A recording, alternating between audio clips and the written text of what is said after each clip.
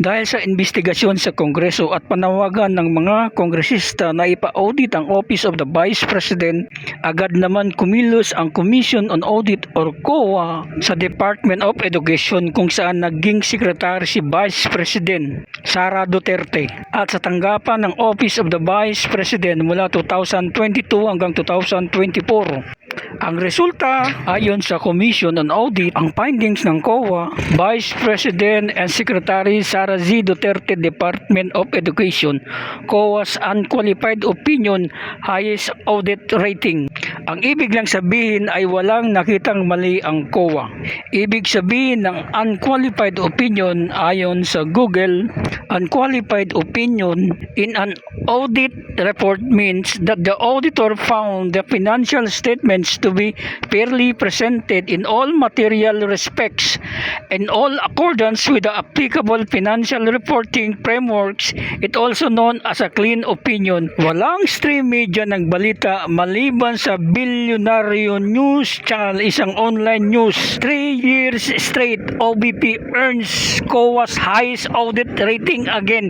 Ibig sabihin noong 2022, 2023, 2024, maganda ang record ng Office of the Vice President. Walang anomalya. Update, for the third consecutive year, the Office of the Vice President OVP under Vice President Sara Duterte has received an unmodified opinion from the Commission on Audit, COA, the highest audit rating given by the agency. Hindi ginusto ng Malacanang ang report ng COA kaya naghahanap pa rin sila ng butas para kay VP Sara.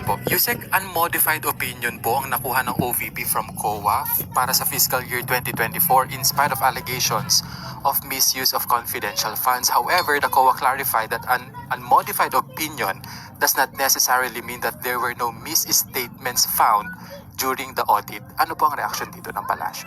Okay, liwanagin po natin ang unmodified opinion na ibinibigay po ng COA para po hindi masyado maguluhan ang ordinaryong Pilipino. Pag sinabi po kasing unmodified opinion, it pertains only to the financial statement presentation. So, ibig sabihin, sumunod lang po sa financial reporting framework.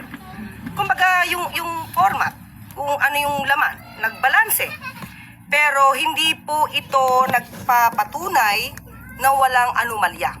Iba po yung tama ang pag-report at iba yung tama ang paggamit ng pondo. Kung sinasabing may continuing commitment ang OVP dahil dito sa unmodified opinion, for transparency, accountability, judicious use of funds, as well as compliance with principles of good governance.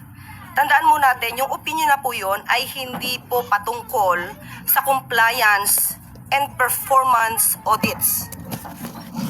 Kung nagkaroon man po ng unmodified opinion ang COA for 3 years in a row, ang OVP, hindi po nangangahulugan na walang irregularidad sa paggamit ng pondo. Dahil iba po ang pag-audit sa paggamit, ito nga po yung compliance and performance audits.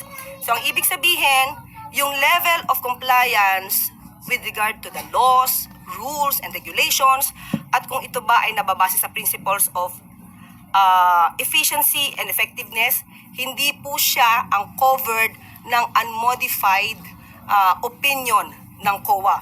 Dahil kahit po nagkaroon ng unmodified opinion ng COA sa OVP since 2022, meron pa rin pong notice of disallowance sa halagang 73 million pesos sa confidential funds. Meron din pong notice of disallowance or na-flag ang 164 million ng OVP for the 2023 confidential funds. At meron pa rin pong na-flag sa pagbabago campaign at negosyo taday. At sa ating pagkakaalam, nabanggit din naman po ng OVP na meron pa pong flag for the 2024 dito sa report ng COA para sa OVP.